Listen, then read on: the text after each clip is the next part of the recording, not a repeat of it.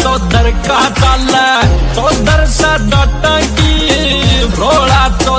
दोस्तों नमस्कार, स्वागत है आप सभी का हमारे YouTube चैनल पर। हम फिर से मौजूद हैं आपके सामने इतिहास से जुड़ी एक और वीडियो के साथ, जिसे देखने के बाद आप गौरवान्वित महसूस करेंगे। हम बात कर रहे हैं जाट रेजिमेंट के एक किस्से की, जो कि 1908 में घटित हुआ यूँ कि 1908 में 10 जाट रेजिमेंट के कुछ सिपाही लाला लाजपत राय का भाषण सुनने के लिए चले गए थे। जब इस बात का पता अंग्रेज़ों को लगा तो उन्हें बहुत बुरा लगा और सारे सैनिकों को बहुत कठोर दंड दिया गया। बाद में यह रेजिमेंट बेदानपुर चली गई और इस बटालियन के 145 सदस्य क्रांति दल के सदस्य बन गए। लेकिन जब तक ये फौजी विद्रोह करते तब तक अंग्रेज़ों को इस बात का पता चल गया था और सभी सिपाहियों को अलीपुर जेल में बंद कर दिया गया। भारतीय दंड संहिता की धारा 131 के तहत सूबेदार हरिराम, हवलदार चुन्नीलाल, सिपाही सुरजन और जोगराम को एक वर्ष का कठोर कारावास और सेना से बर्खास्त करने की सजा सुनाई गई। इसके अलावा 23 नॉन कमीशन अफसर तथा जवानों को सेना से निकाल दिया गया तथा पलटन के सूबेदार, मेजर तथा अन्य सूबेदारों को जबरदस्ती पेंशन पर भेज दिया गया।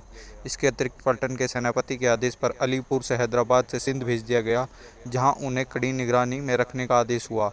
लेकिन यह मामला यहीं नहीं रुका। ब्रिटिश सरकार ने इस पलटन को बागी मानकर समुद्र में डुबोने का आदेश दे दिया। लेकिन देश में विद्रोह उठने के डर के कारण उन्हें अपना यह फैसला टालना पड़ा और उन्हें अति कठोर दंड देने का निर्णय किया। उस समय अंग्रेज बलोच पलटन को सबसे शक्तिशाली पलटन मानते थे, अतः बलोच का मुकाबला 10 जाट बटालियन से करवाया गया। मुकाबला कुछ इस तरह का था। छावनी से 80 मील दूर पहाड़ी की चोटी पर जाना था। उस पहाड़ पर चढ़ने से पहले उसके पास से चौड़ा व गहरा पानी का एक नाला बहता था। सख्त गर्मी के दिन थे। दोनों पलटनों का उस पहाड़ी की चोटी पर जाने का मुकाबला हुआ।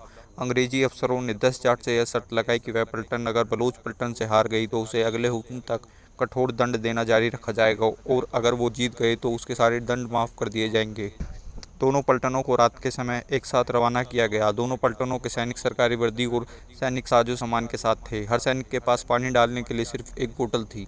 जाटों ने अपनी अपनी बोतल में पानी की जगह घी भर लिया, जिसके पीने से भूख व प्यास नहीं लगती व शरीर को भरपूर ताकत प्राप्त होती है। इस मुकाबले के लिए डिवीजन कमांडर, ब्रिगेडियर कमांडर तथा बड़े बड़े अंग्रेज ऑफिसर घोड़े पर सवार थे। पहाड़ की चोटी पर भी अंग्रेज बैठे हुए थे।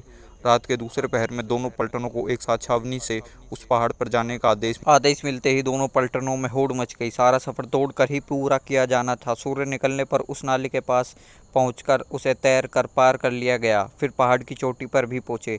अंग्रेज रिपोर्ट के अनुसार बलोच पलटन के सिर्फ 20 से 25 जवान ही उस नाले तक पहुंच पाए थे। बाकी रास्ते में ही थक कर गिर गए, जबकि 10 जाट बटालियन के सभी सिपाही वहां पहुंच गए, क्योंकि जाट बटालियन के सैनिकों ने रास्ते में घी पी लिया था। घी पीने के कारण उनको प्यास नहीं लगी और भरपूर मात्रा में ऊर्जा भी मिल गई और इस तरह से पहाड़ की चोटी पर जाटों ने अपना झंडा पहले गाड़ कर फहरा दिया और उनके सभी सैनिक चोटी पर पहुंच गए। यह एक अद्भुत और अद्वितीय घटना थी, जिसे देखकर अंग्रेजों ने इस पलटन के सभी दिए जाने वाले दंड माफ़ कर दिए और इस पलटन को ब्रिटिश सेना की सबसे मजबूत पलटन के रूप में सम्मान दिया गया।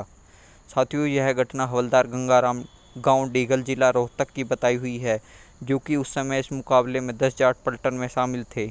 बाद में 10 जाट बटालियन का नाम बदलकर 3/9 जाट रेजिमेंट रख दिया गया और इसी बटालियन ने 22-23 सितंबर 1965 को पाकिस्तान के लगभग एक ब्रिगेड को युद्ध में हराकर उनसे डोगराई शहर जीत लिया और उस पर अपना अधिकार कर लिया।